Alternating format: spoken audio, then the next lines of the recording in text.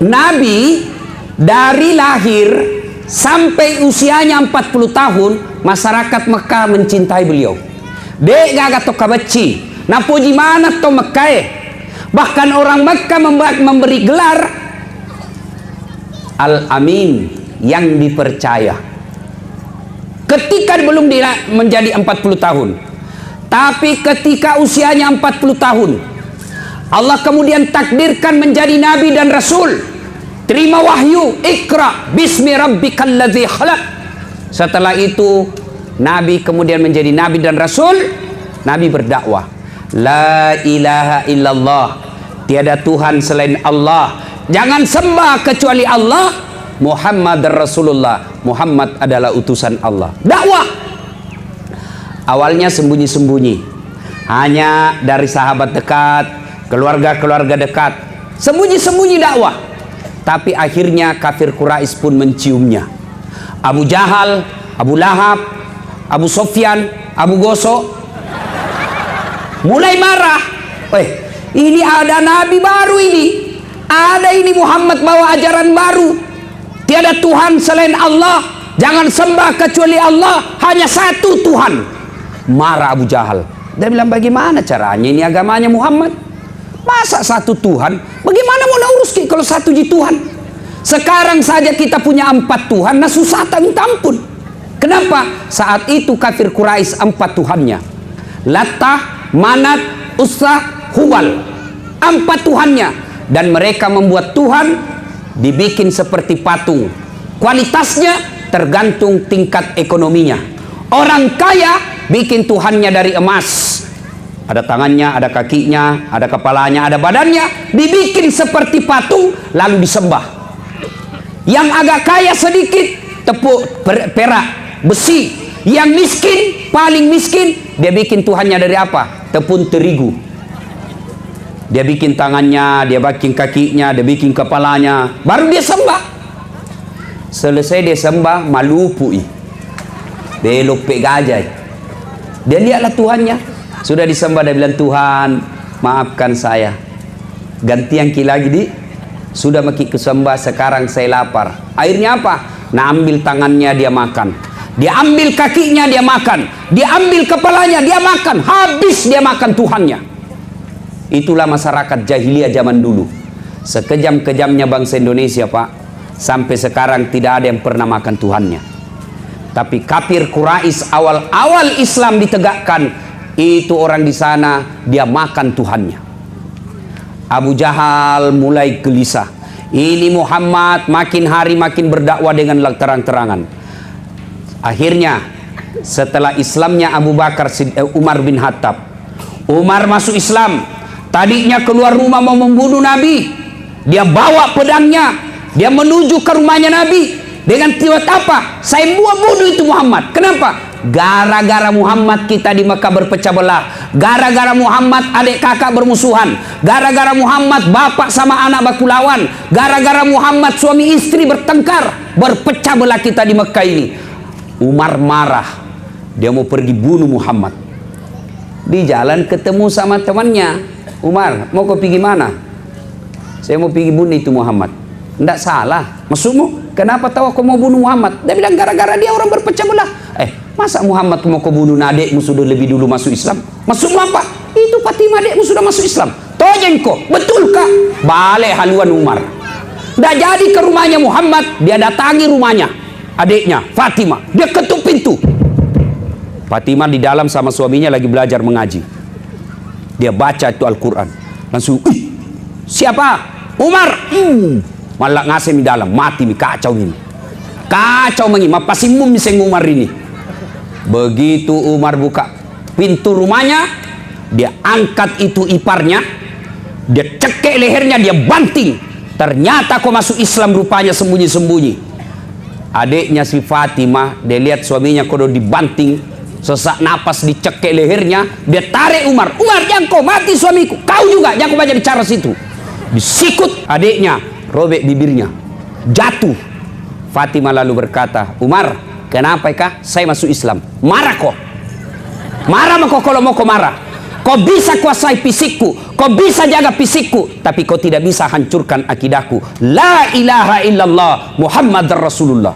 Umar kaget, barusannya ini adekku lawan kak. Akhirnya Umar mundur, duduk sambil merenung. Pasti ada sesuatu ini. Barusannya ini adekku lawan kak. Duduk dia merenung. Dia ingin menenangkan hati adiknya. Minta maaf kak adek, saya hilap. Jangan kau sentuh saya, kau kafir. Adiknya makin kelihatan tegasnya. Duduklah dia. Tiba-tiba dibawa kain, dibawa tempat duduknya itu Fatimah, dilihat ada gundukan-gundukan. Apa?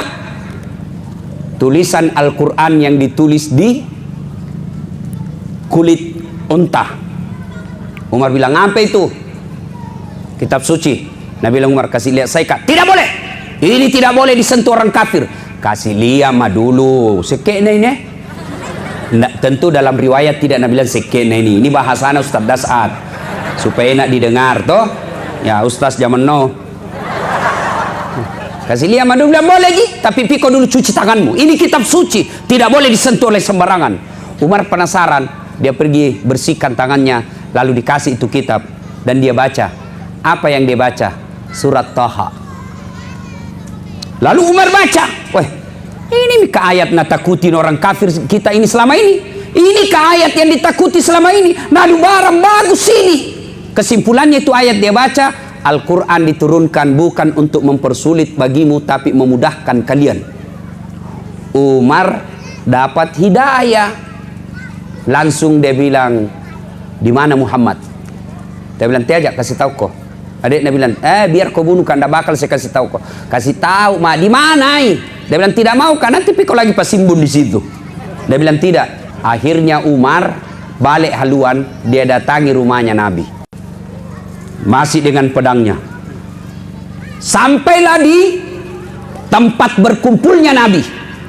Dia ketuk pintu Umar. Kaget orang di dalam. Dia bilang, sahabat yang ada di dalam. Di dalamnya ada Nabi Muhammad SAW, ada Abu Bakar Siddiq, ada Hamzah radhiyallahu an yang lebih dulu masuk Islam, ada beberapa sahabat di dalam. Ada juga Mu'adz bin Jabal. Ketuk, kaget orang semua di dalam. Umar mati nih. Dia bawa pedang. Nabi bilang, Hamzah, buka. Karena Hamzah juga preman pak, jago tongi. Dia rewatong, pamannya Nabi. Nabi bilang, Hamzah, buka. Kalau dia bermaksud baik, alhamdulillah kalau dapat hidayah, kita terima baik-baik. Kalau dia bermaksud jahat, borongi. Gimana di dalam tuh? Diborongi kalau macam-macam nih. Buka pintu. Begitu buka pintu, Hamzah langsung maju. Dia buka, dia ambil lehernya Umar, dia banting ke dinding. Kenapa kau datang ke sini bawa pedang? Nabi bilang, Umar, aina Muhammad? Mana Muhammad? Langsung kedengaran suara dari kamar. Nabi berkata, kasih jalan. Ya Umar, mari. Disambut. Lalu Umar berkata apa? Ya Muhammad, saksikan la ilaha illallah Muhammadar Rasulullah. Tiada Tuhan selain Allah dan Muhammad adalah Rasul Allah. Sahabat yang hadir pada saat itu langsung takbir, Allahu Akbar, Allahu Akbar, Allahu Akbar. Lalu Umar berikrar, kalian semua lebih dulu masuk Islam. Saya akan kejar ketertinggalanku. Mulai hari ini saya akan lakukan sebaik-baiknya untuk membela agama Allah. Lalu Umar punya usul. Ya Muhammad, kenapa Umar? Ini kan dakwah yang kita sampaikan anu cocok. Yang kita mau sampaikan ini barang bagus. Kenapa kita cokok-cokok? Kenapa kita dakwah sembunyi-sembunyi? Apa kata Nabi? Umar, saya tahu yang kita sampaikan ini barang baik. Tapi kau tahu mito kita minoritas. Kita sedikit di sini di Mekah. Mereka banyak. Kalau kita dakwah terang-terang, habis kita. Napas sakit. Apa kata Umar? Tenangki Nabi. Nakke pallapi arona. Saya yang lindungi. Kalau ada yang coba ganggu kamu ya Muhammad, ada yang coba halangi dakwamu, saya yang hadapi. Kenapa? Di Mekah memang pada saat itu Pak, tidak ada yang kali Umar berkelahi. Maknanya Pak, itu yang jago-jago berkelahi bersahabat ki sama ustaz. Jo pareman-pareman kah, yang banyak tatonya, sahabat ki ustaz. Lindungi ustaz. Jangan malah dipersekusi, jangan dikejar-kejar, jangan malah dilarang dakwah. Pakai aparat untuk mengganggu dakwah. Kau bisa berkuasa 5 tahun, paling lama 10 tahun, tapi nak tunggu kau malah kala maut. Pasangkai ke domu. Akhirnya mulailah Nabi dakwah terang-terangan. Sebelum Umar masuk Islam, dakwah sembunyi-sembunyi. Setelah Umar masuk Islam, dakwah kemudian dilakukan terang-terangan, bahkan secara terbuka. Kalau tadinya Nabi sembunyi-sembunyi, kemudian setelah Umar masuk Islam, sahabat kelilingi Ka'bah sambil mengucapkan la ilaha illallah, la ilaha illallah. Mereka bergerombol. Melihat ini, Nabi dan para sahabat keliling Ka'bah sambil tahlil la ilaha illallah, la ilaha illallah. Didengar sama Abu Jahal yang lagi rapat. Nabi bilang Abu Jahal, kurang ajar, berani nih, terang-terangan nih. Abu Jahal keluar, dia mau hampiri Muhammad, dia mau hantam Muhammad, tiba-tiba ditarik sama Abu Lahab. Hehehe, hati-hati kok, ada Umar di dalam, bisa kau lawan Umar. Ya tadinya mau maju, mundur. Aku ada singa lapar, mundur. Akhirnya mereka tidak bisa ngapain setelah ada Umar bin Khattab. Suatu ketika mereka rapat, Abu Jahal, Abu Lahab, Abu Sufyan rapat. Saudara-saudara sekalian, Muhammad ini pergerakannya semakin agresif. Muhammad dakwanya semakin terbuka, makin banyak pengikutnya. Kita apa ini? Bahaya agama nenek moyang kita, terancam. Ada yang usul, ketua sidang, apa? Bagaimana kalau kita kumpul uang, sogok Muhammad? Apa Nabi bilang ketua sidang? Mohon maaf, Muhammad bukan pejabat Indonesia. Kasih uang, habis perkara. Kita juga salah, kenapa kita mau kasih uang? Sama-sama aja Ki. Nabi bilang salah orang pejabat, Ustaz mau disogok. Biar dia mau sogok, kalau tidak ada yang sogok sama aja Ki. Kita juga ibu-ibu, kalau pilkada mau semua aja Ki ambil jilbab. Sogok juga semua itu. Kalau begitu, tolak ini, tidak mempan kau kasih duit. Kalau begitu, cari cewek paling cantik, bawa ke Muhammad untuk dikasih hadiah Muhammad. Apalagi Nabi bilang ketua sidang, tidak mempan bos. Muhammad bukan pejabat Indonesia, kasih perempuan hijau matanya. Kalau begitu bagaimana? Oke, kalau begitu kita kasih jabatan paling tinggi Muhammad. Kita lantik dia sebagai raja di kota Makkah ini. Dia sebagai pemimpin utama. Apa dia bilang? Tidak mempan kau sobok jabatan. Sudahlah, tidak ada itu. Uang tidak mempan. Wanita tidak mempan. Jabatan tidak mempan. Kita tidak tahu diapain ini Muhammad supaya berhenti dakwah. Tiba-tiba dari belakang ada anak muda usul. Pak Ketua begini, apa? Jami banyak bicara. Uno wawan nih, bunuh nih saja. Dia bilang ini ketua sidang, masalahnya Muhammad juga ada sukunya. Dia punya Bani Hashim. Kalau Muhammad dibunuh pasti ngamuk Bani Hashim. Sama lah kira-kira kalau kita di sini kan ada Jawa, ada Bugis, ada Makassar, ada Toraja, ada Ndrekang. Ya kira-kira satulah suku. Nah bilang kalau dibunuh suku yang lain ngamuk. Gampang. Supaya dia tidak macam-macam ini Bani Hashim diborongi. Semua kepala suku diajak kita supaya kalau marah Bani Hashim diborongi semua suku yang ada di sini. Bagaimana? Setuju? Setuju. Cocok kita wah. Kapan? Jami lama-lama. Besok malam. Oke. Rapat memutuskan. Muhammad besok malam diadakan pembunuhan. Rapat memutuskan ini rahasia negara. Tidak boleh ada yang bocorkan. Setuju? Setuju. Siapa yang bocorkan kita pancung kepalanya. Setuju? Setuju. Rahasia negara. Salah seorang bapak-bapak peserta rapat tidur sama istrinya. Dia cerita sama istrinya. Ibu baru datang rapat. Terus ada rahasia ini sebenarnya, tapi ndak boka kasih tahu kok nanti bocor. Kita bilang tidak ji. Apakah? Tapi jangan kau ngomong-ngomong janji memang kok. Iya tidak. Apa? Besok malam Muhammad mau disergap. Muhammad mau dibunuh. Tapi janji kau aja memang kau cerita. Aman. Rahasia negara terpelihara. Sudah. Ini ibu yang sudah dikasih tahu. Besok pergi pasar. Ketemu sama samanya ibu-ibu. Nah panggil temannya. Apa? Apakah rahasia cepat kok? Tapi jangan kau ngomong-ngomongan. Apa? Jangan kau janji kau anda ngomong. Iyo apa? Muhammad sebentar malam mau dibunuh. Tapi jangan kau ngomong ah. Aman, rahasia negara. Sudah dikasih tahu ini tadi, pergi lagi sama tetangganya. Sini kau dulu. Apa? Rahasia nak? Jangan kau ngomong-ngomong. Ternyata akhirnya bocor. Dari dulu ternyata perempuan tidak boleh dikasih tahu rahasia negara. Pasti bocor. Maka Pak Bupati, Wakil Bupati, Ketua DPR, Pak Camat, jangan kasih tahu rahasia jabatan ke istri. Pasti bocor itu. Momi ditanda tangan SK, tiba-tiba ibu keberatan, akhirnya ndak jadi. Berapa kasus seperti itu. Kita baik sama bupati, ternyata istri bupati yang marah. Kadang-kala begitu. Ya, maka rahasia negara simpan baik-baik, jangan kasih perempuan. Kalau nak tahu bocor nih. Fitrahnya memang perempuan itu begitu. Coba kalau pengajian begini itu banyak itu rahasia beredar. Dia nak cerita tapi bibirnya mulai itu orang baru masuk nak lihat mulai dari ujung rambutnya sampai ujung kaki nak lihat semua. Dia itu nama cerita tapi bibirnya dong. Itu kayak itu ibu-ibu biasa selia. Nah lihat itu dengan muka yang sinis. Dia tidak ngomong tapi mukanya. Iya tuh ibu. Ya, ya. Coba.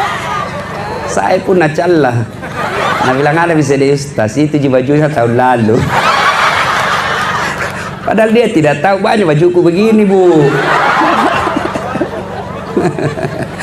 Bapak saudara-saudara sekalian, akhirnya satu Mekah tahu yang tadinya tidak boleh bocor, akhirnya bocor gara-gara ulah perempuan. Nabi pun tahu pak. Dari mana Nabi tahu? Dari intel, ya, kepala BIN. Siapa?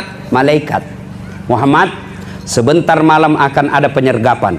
Hati-hati kok, dimengerti, ganti korek, siap, di kopi, lapang 6. Udah, Nabi karena tahu, dia telepon sepupu satu kalinya. Kalau sekarang ya ditelepon, tapi zaman itu kan tidak, dipanggil saja. Ali, tolong, sini kok Ali. Kenapa? Ganti kak tidur di tempat tidurku sebentar malam nah. Bapak kira-kira saya tanya ki, malam ini saya mau disergap di rumahku. Saya panggil ki, tidur ki di tempat tidurku, saya mau keluar. Mau ki kira-kira? Mau? Siapa yang mau? Ganti saya berarti ganti mati. Kalau ganti bupati masih 2 tahun 1000 orang. Coba. Ini ganti mati. Ali, kau tidur di tempat tidurku. Remaja masjid waktu itu Ali, kalau sekarang. Apa kata Ali? Siap laksanakan tugas. Waktu itu ditanya Ali, kenapa kau mau ganti Muhammad? Kau tahu malam itu akan ada penyergapan. Apa kata Ali? Dengar semua baik-baik. Kalau saya yang mati hari itu, 1 orang mati. Anaknya Abu Talib. Tapi kalau Muhammad yang mati pada malam itu, bukan satu manusia yang mati, tapi cahaya kebenaran akan mati dan redup ini dunia. Ini yang begini mesti. Biar bisa mati yang penting Islam tegak. Biar saya mati yang penting dakwah jalan. Nah itu. Akhirnya apa? Ali datang. Disergaplah, dikepunglah rumahnya Nabi. Yang kepung ini pasukan-pasukan khusus. Dikepung rumahnya Nabi. Ya kira-kira kalau sekarang Densus, detasmen khusus, kepung. Yang jago semua berkelahi pak. Allah perintahkan Jibril, suruh ke Muhammad baca ini ayatku. Ada yang tahu ayat yang dibaca Nabi? Ada yang tahu? Saya kasih hadiah kalau ada yang tahu. Nah, apa ayatnya? Nah ini hadiah, dai kau sini kasih kau hadiah, cepat kau. Coba kau kasih kau hadiah, cepat. Jangan kau malu-malu. Lentong itu kalau uang ustaz dengan uang bupati. Hadiahmu ini dek.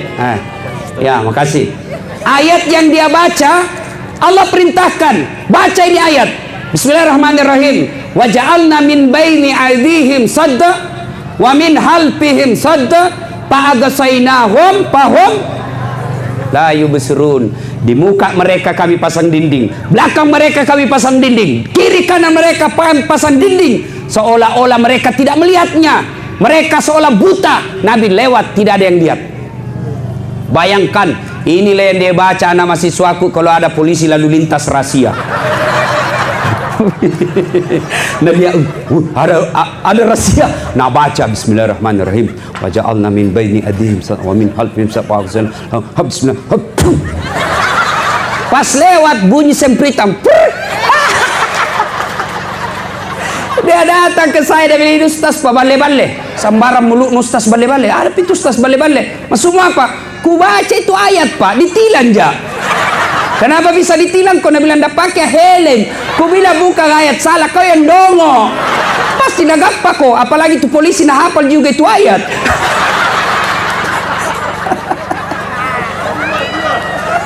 Ada bapak-bapak juga dah coba tunggu. Tengah malam baru datang. Padahal istrinya sudah tunggu dari dah. Mau nak baca dah. Kamu baca kau tu.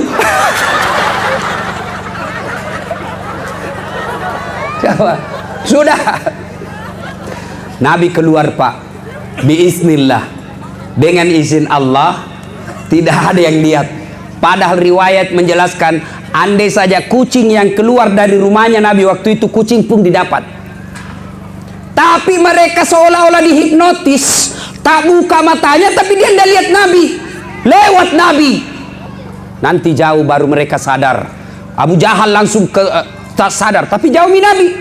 Wih, sergap masuk, gadar pintunya, diserang tempat tidurnya Nabi. Ternyata Ali yang didapat. Ditarik Ali, aina Muhammad, mana Muhammad Ali? Nabi bilang Ali, orang tidak tahu juga, orang baru bangun kok ganggu-ganggu. Marah Abu Jahal Pak, hilang sergapannya, marah Abu Jahal.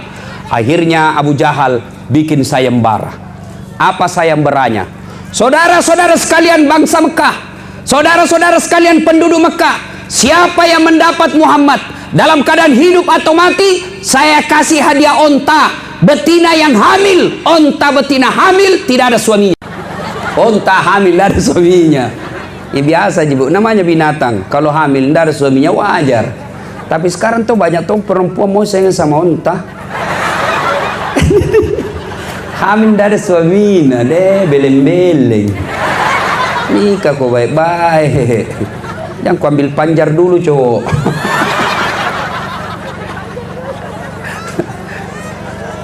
Tahu ndak itu Pak? Kira-kira Pak Bupati kalau 100 ekor onta itu kurang lebih sekarang 2,5 miliar. Sekarang itu satu onta 25 juta kali 100 ekor berapa? 2,5 miliar toh. Abu Jahal bilang begini, siapa yang tangkap Muhammad saya kasih hadiah 2,5 miliar.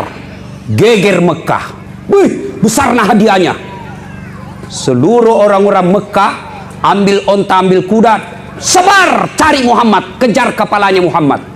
Salah satu pencari jejak yang paling hebat namanya Suraqah bin Malik. Suraqah bin Malik. Ini Suraqah hebatnya, dia tidak perlu lihat jejak Pak. Dia tidak perlu ini ada bekas-bekas onta, ada bekas-bekas kuda. Apa? Penciumannya hebat Pak. Endusannya, dia cuma begini. Dia bisa tahu, oh di arah kanan, oh arah kiri. Wih, dasar latif. Kenapa? Bau Rexona.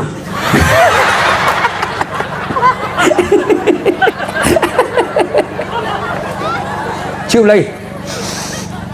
Wakil Bupati, kenapa? Minyak rambut Brix. Minyak rambut zaman dulu. Lavender. Saya ingat itu lavender, laki-laki penderita.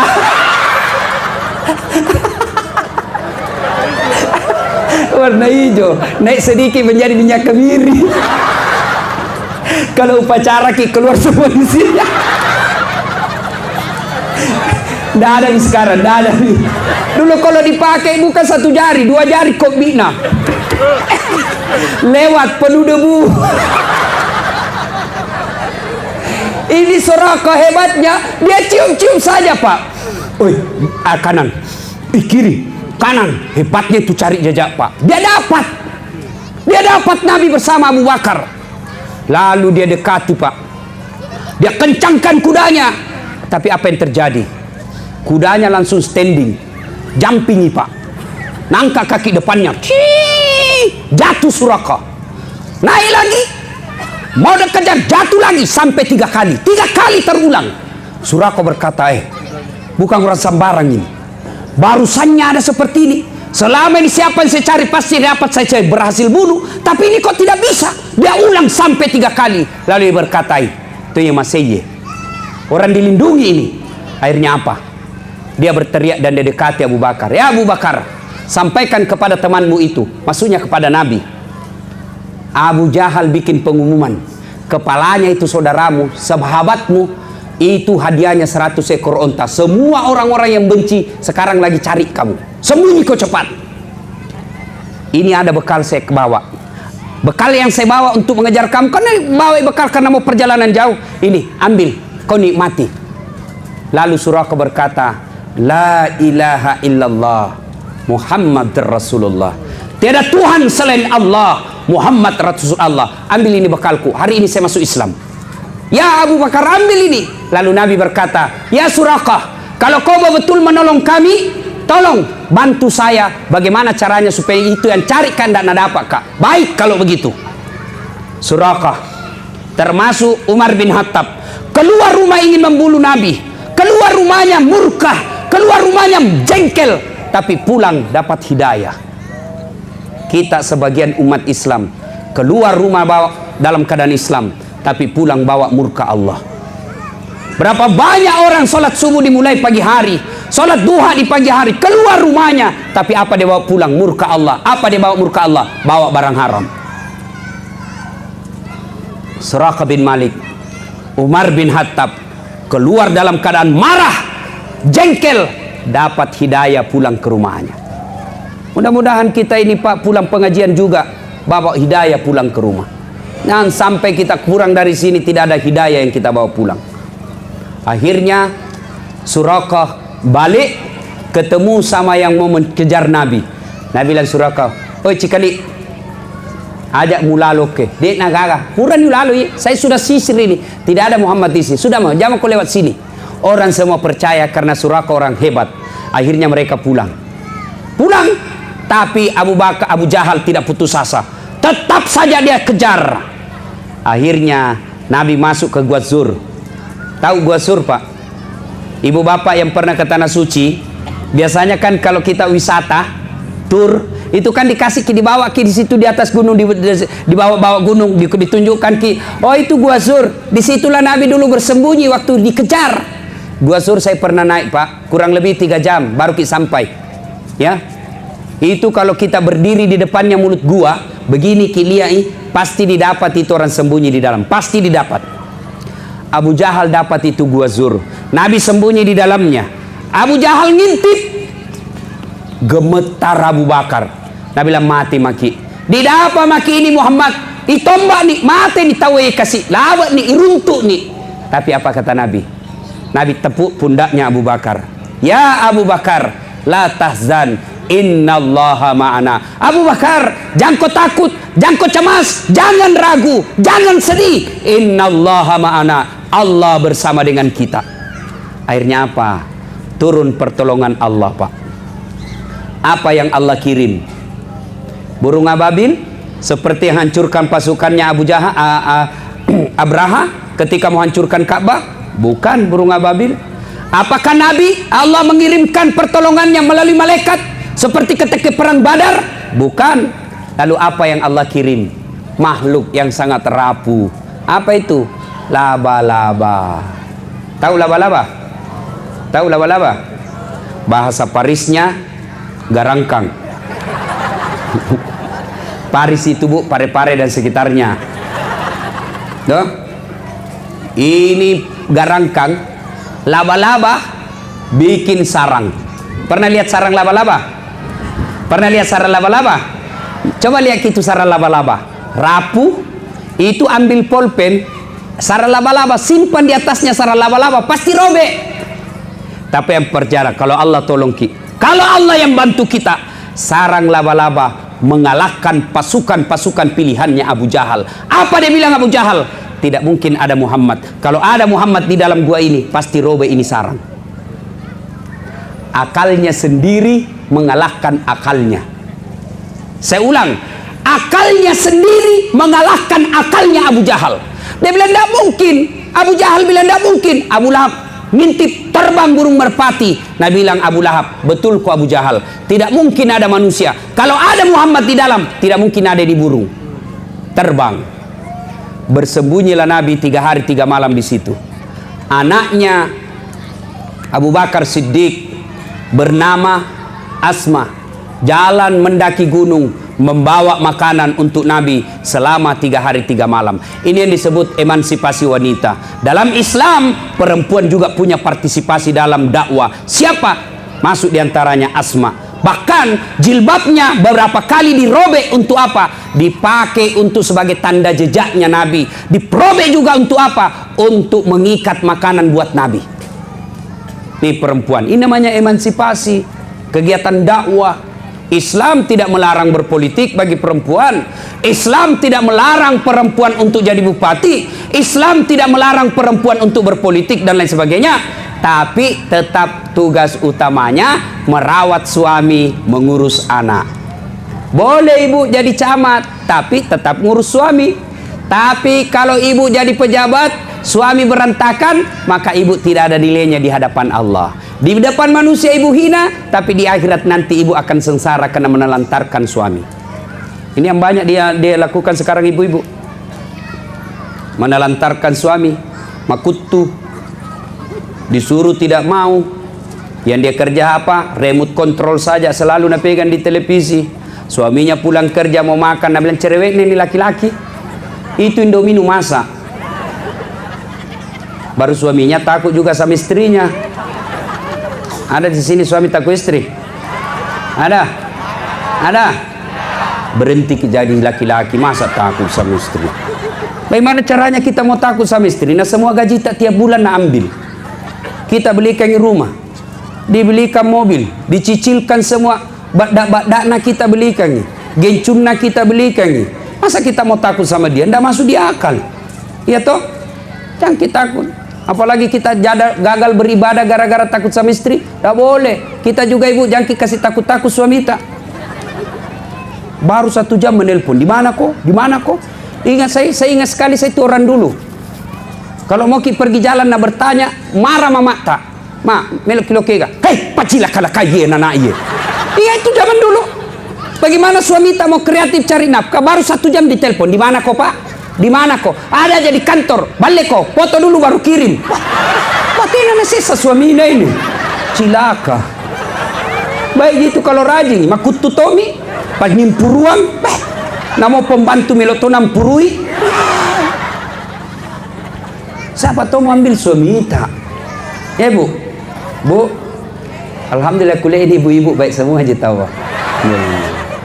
Bu, ada yang pernah tanya ke Ustaz, suamiku tidak sholat, suamiku tukang judi, ganti-ganti perempuan, apa yang saya harus lakukan Ustaz? Saya bilang tidak ada pilihan lain, sabar. Sabar. Maksudnya apa Ustaz? Tidak semua Allah uji dengan seperti itu. Dan Allah tahu ibu mampu mengalami, untuk mampu ibu terima, maka Allah coba ke itu. Kalau Allah tahu tidak mampu, kindana kasih kecobaan itu. Itu hebatnya jadi perempuan ibu. Saya kasih ke contoh supaya tenang perasaan tak ibu. Meskipun suami tak kajili-jili. Ini supaya mau milih apa itu dijodoh tanah kasih ke Tuhan. Cerai ki belum tentu lebih baik kita dapat. Iya kalau dapat ki lagi. Coba ibu. Kalau suami tak menjalankan tugas dengan baik, maka dia pahalanya 5. Misal, ibu menjalankan fungsi sebagai ibu rumah tangga dengan baik, pahalanya 5. Ya? Tapi ternyata dalam kehidupan sehari-hari suami tidak jalankan tugasnya, maka pahalanya suami yang 5, ibu ambil menjadi ibu pahalanya 10. Dan itu enaknya itu perempuan bu.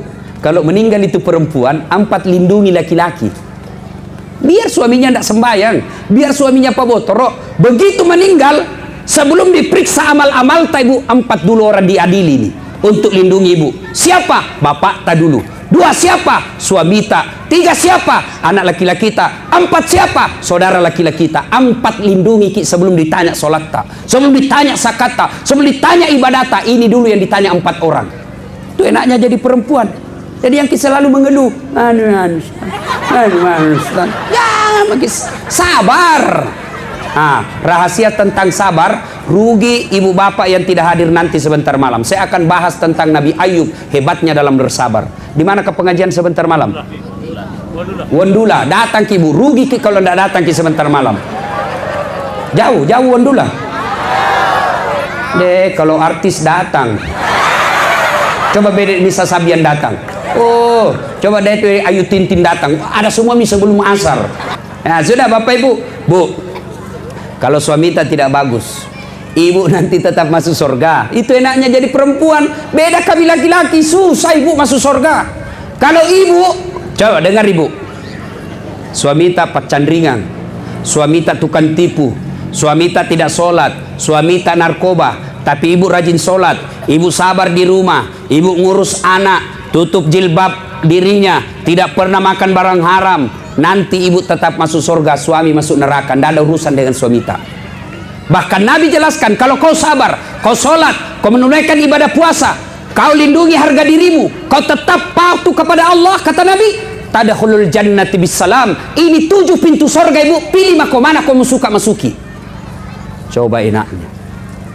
Tapi kami laki-laki, meskipun kami ulama, penghafal Quran, mimpin sholat berjamaah di masjid, tapi istri tidak pakai jilbab, istri tidak puasa Ramadan, istri tidak sholat, demi Allah, sebelum istrinya masuk neraka, suaminya dulu yang masuk neraka, meskipun suaminya ulama. Tuh, tidak gampang itu jadi suami, Pak. Makanya yang kita selalu pikir mau 2, 3, 1 saja nanti tanggung jawabnya susah. Tapi Bu, itu laki-laki tergantung istri. Kalau sopan ki, masa suami tak macam-macam? Begitu ada yang gone, dia bilang, niga to iko, ila cundeke. Itu istriku di rumah sopan, santun, taat. Untuk apa lagi? Tidak ada mikala itu istriku, penghuni sorga. Saya mau ikut masuk sorga. Tapi kepandan kaki, makutu, malas berdandan, suka marah-marah, tidak hargai saudaranya suami, tidak hargai mertua. Naselei ibu. Tapi coba kalau sopan kita sama mertuata, kita hormati mertuata, kita hormati saudaranya. Datang mau macam-macam suaminya mau menikah, mertuata pembela. Apalagi kau mau kawin, belum tentu kau dapat perempuan lebih baik dari itu. Coba kau lihat itu istrimu, saya belum bangun sudah siap sarapan, tidak pernah kasar bicara, tidak pernah kau nak bantah. Apalagi kau cari kau itu. Haram air susuku kalau mau kau kawin lagi. Mertuata bela ki. Tapi kalau mertuata tidak dihormati, datangi sangin marah-marah ki, banting pintu, tanya kapan ki pulang. Jauh-jauh dari Pindrang datang suruh aku karena anaknya kerja di Vale, marah-marahi terus. Biar ada mamanya kita marah-marahi juga. Datang saudaranya tidak pernah kita hormati. Pulang kampung lebaran, apa nak bilang? Mak beni nona. Apa itu istrimu tidak tahu sopan santun? Batemu ku kasih sekolah, ku jualkan kau sawah supaya baik-baik derajatmu. Masa istrimu sendiri tidak hargai kau? Kawin kau lagi, kau perlu sembunyi-sembunyi kau. Cidak kau, si mau kau. Saya heran tuh Pak Bupati. Ini perempuan paling banyak fansku kalau ceramah. Padahal perempuan Tommy paling sering ku semes. Tapi nak suka tonji kodong, alhamdulillah. Mudah-mudahan ibu semua masuk surga nanti bersama keluarga. Amin ya. Ibu mau masuk surga? Mau ki ibu? Masya Allah, perempuan masuk surga itu syaratnya sederhana sekali Bu, kata Nabi. 1, masam pajak kok. Qimis salah. 2, puasa Ramadan. 3, jaga harga dirimu. 4, patuhi suamimu, kata Nabi. Masuk ke surga mana kau suka dari 7 pintu. Coba mungkin enaknya apa ini dunia Bu? Kalau suami tak macam-macam, dunia jini Bu, santai maki. Dunia ji. Kalau ibu ngoncrak-ngoncrak selingkuh suami tak, kita bilang kau ji saja bisa tonjak. Akhirnya ibu selingkuh juga, buka jilbab, malah hancur-hancuran hidup, maka neraka menunggu ibu. Kalau nerakanya dunia kita dapat, paling tidak ada orang dari lahir sampai mati menderita terus. Tidak ada orang susah dari bangun sampai tidur. Tidak ada orang susah, pasti ada senyumnya. Tapi kalau masuk ke neraka Bu, tidak ada senyum-senyum. Makanya kalau nak hianati ki suami tak, nak siksa ki suami tak, tidak pernah dia baik-baik sama kita, bilang ki saja dalam hati, memang bukan surga suami yang kununggu, tapi yang kutunggu adalah surganya akhirat. Nabi bilang suami, jadi kalau tidak ada uangnya suami, sabar ki. Dunia tidak dibawa mati, uang tidak mati, orang tidak ada uang. Tapi pernah saya bilang begitu, Nabi bilang istriku, iya, saya tahu Ji, tidak dibawa mati itu uang. Tapi kalau tidak ada uang, rasanya mau mati. Sebab apa sih Pak Guru? Sudah, lanjut kita kisah. Aman 3 hari, keluarlah Nabi. Lanjut perjalanan. Di sahabat di Madinah yang lebih dulu hijrah, gelisah. Mati mini Muhammad. Kenapa? Sudah 7 hari belum ada kabar, 8 hari belum ada kabar. Kalau sekarang kita mau ke Makassar, 2 hari tidak sampai, tidak ada masalah. Kenapa? Ditelepon orang di Makassar, tanam makwa, mobil macet, kempes bannya, tidak bisa goyang sama sekali. Keluarga bisa tenang. Kenapa? Tahu sebabnya. Tapi pada zaman itu semua gelisah. Kenapa? Tidak ada telepon. Mati mini kode Muhammad ini, dikejar hancur mini.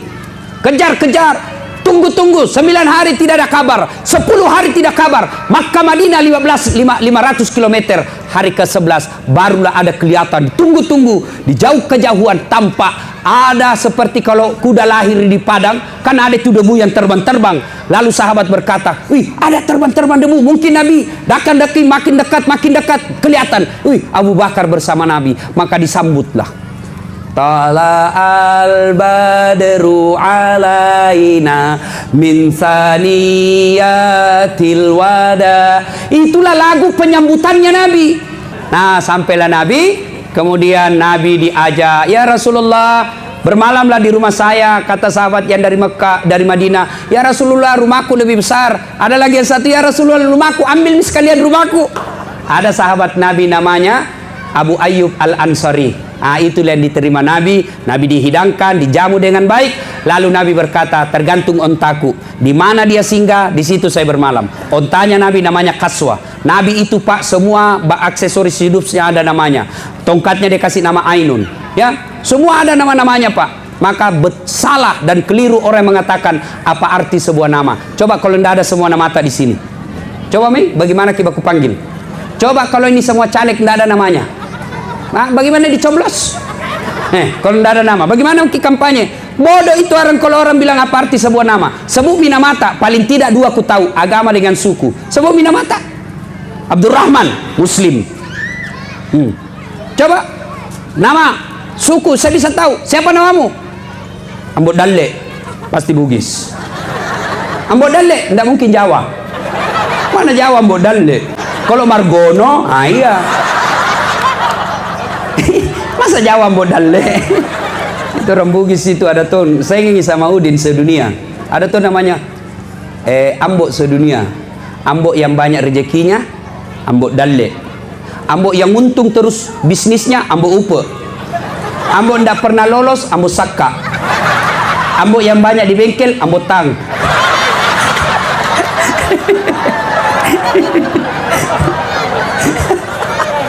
Ambo yang panjang umurnya, ambo tua. Ambo yang banyak perhiasan, ambo intang. Yang bilang gak arti sebuah nama, penting itu nama. Coba kalau namanya anak tak mutmainnah, wahai jiwa yang tenang. Alhamdulillah saya ingat. Ibu, ada kesalahan perempuan Islam sekarang ini. Itu jelas dalam Quran, dilarang merubah nama orang tua. Misal, namanya anaknya Naura, bapaknya Nasrun.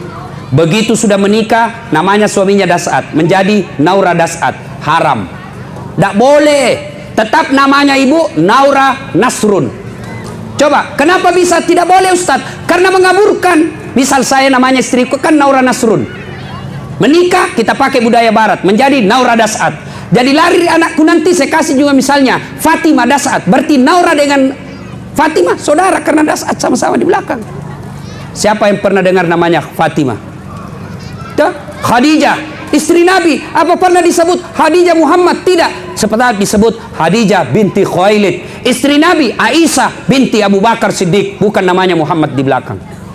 Ya, yang kasih salah-salah. Tulis baik-baik nama tak, terutama yang ada Muhammadnya. Tulis baik-baik. Jangan tulis nama Muhammad F. Namanya Muhammad Faisal. Nah tulis apa? M Faisal. Apa itu M?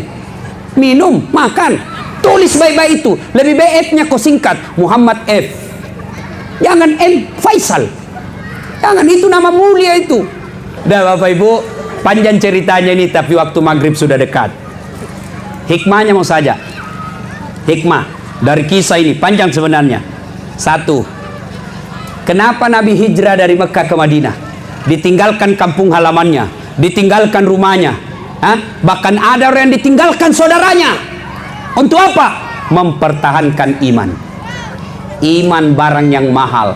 Rumah bisa dicari, mobil bisa dicari, tapi kalau bapak kehilangan iman, maka bapak akan hancur selama-lamanya. Yang kedua, hikmah dari kisah ini, ya, konsep hijrah dalam arti pindahnya Nabi dari Mekah ke Madinah satu kali saja terjadi. Tapi konsep hijrah dalam arti perjuangan, maka setiap saat bisa dilakukan. Apa itu? Hijrah itu dari yang dilarang menjadi yang dibenarkan. Bahasa gampangnya, hijrah itu adalah taubat. Ya, bapak-bapak ini yang di depan saya yang sudah tua-tua, yang sudah hijrah ini, yang sudah usia-usia sakaratil maut. Kalau usia sakaratil maut maka itu Pak, kalau putih rambut tak. Hijrah apa? Bertaubat. Gimana cara bertobat Ustaz? Ada dua. Satu, taubat bilisan. Bagaimana caranya? Perbanyak istighfar. Astagfirullahaladzim wa atubu ilaihi. La ilaha illa anta subhanaka inni kuntu minadz zalimin. Itu kita ulang. Yang kedua, cara bertobat setelah memperbanyak istighfar. Salat sunat taubat. Bagaimana cara salat sunat taubat? Sama salat sunnah yang lain, cuma beda niat. Sama tahajud, sama tarawih, sama sama duha, cuma beda niat. Kalau tahajud, niat tahajud. Kalau duha, niat duha. Kalau tobat, sholat tobat, niatnya tobat. Kapan waktunya? Selesai maghrib, nunggu isya. Sebentar selesai maghrib, mau bertobat, tunggu isya.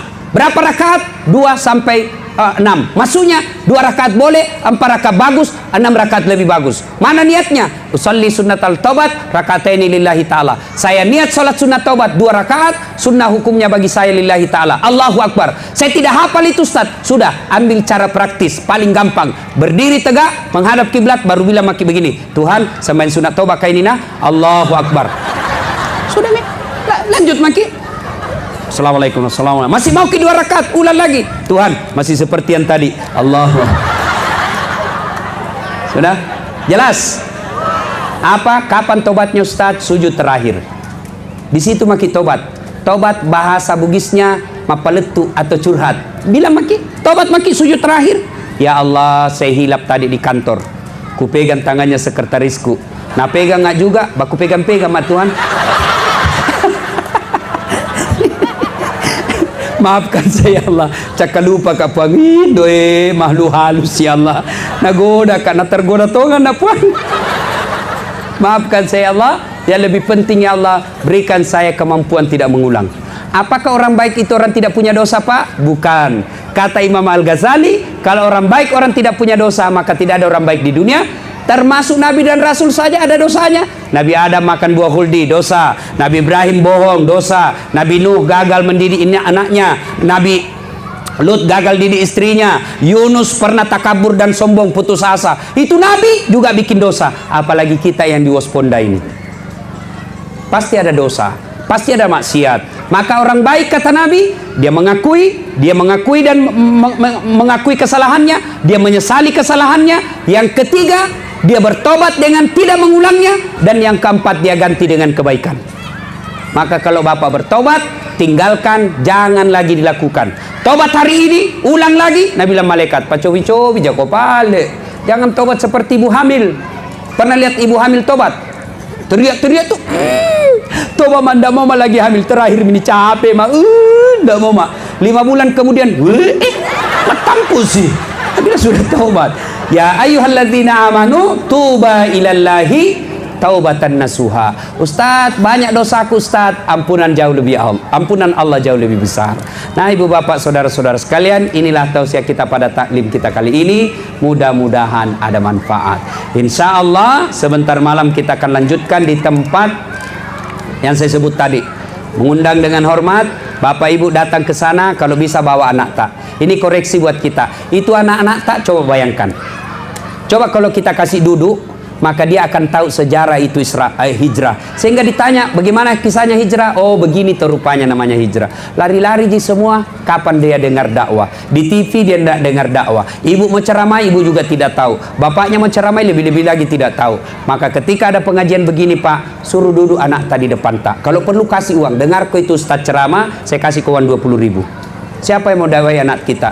Akhirnya dia datang sia-sia saja, hanya capek-capek. Besok dia bisa dilari-lari begitu. Tapi untuk dengar dakwah seperti ini tentu belum tentu ada dalam sebulan. Maka keliru kalau kita hadirkan anak tak lalu kita lepas pergi main. Coba lihat orang Kristen. Waktu saya SMP sampai kuliah, Pak, saya selalu datang ke tempat-tempat gereja di Makassar. Mereka itu kalau dia bawa anaknya apa? Begini caranya. Duduk konak, dengar itu pastor pendeta ceramah. Coba, ya. Kalau kita duduk maki ke sini baru kita happy mako main. Akhirnya anak tak tidak paham agama, ya. Mudah-mudahan dia akan datang anak-anak kita hadirkan dalam dakwah-dakwah. Terima kasih seperti ini. Terima kasih Pak Bupati, Pak Wakil Bupati. Pak Wakil Bupati juga ini sedikit lagi Ustadz. Tiap hari nak kiringi ke ceramah tiap hari. Hebat tuh ini Bapak. Berapa puluhan itu pejabat saya kenal. Satu-satunya pejabat yang selalu nasihati saya Pak Wakil Bupati. Luar biasa.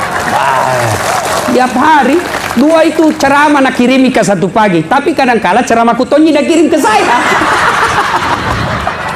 Tapi luar biasa. Itu bagian dari dakwah. Bayangkan kalau 100 broadcast namanya, 100 kita kirimi dakwah, satu saja yang mengamalkan, maka Bapak dapat amal jariah. Dia amalkan itu sampai mati, meskipun kita sudah dikubur, amal tak tetap jalan. Itu disebut amal jariah. Mari bantu dalam dakwah, ya. Kita ikut dakwah melalui pesan-pesan kebaikan. Demikian, mudah-mudahan ada manfaat. Lebih dan kurangnya mohon dimaafkan. Sebelum kita akhiri, mari kita berdoa. Kita awali dengan mengirimkan suratul Fatihah kepada Rasulullah Muhammad SAW. Khasiat dan keutamannya kita ikhlaskan. Mudah-mudahan caleg yang hadir di tempat ini Allah angkat derajatnya dan terpilih, dan yang lebih penting dia istiqamah dalam menjalankan janjinya. Amin. Ila hadratil Nabi Mustafa Muhammad SAW. Al-Fatihah. Terima kasih yang sudah menonton. Jangan lupa like, comment, and di share.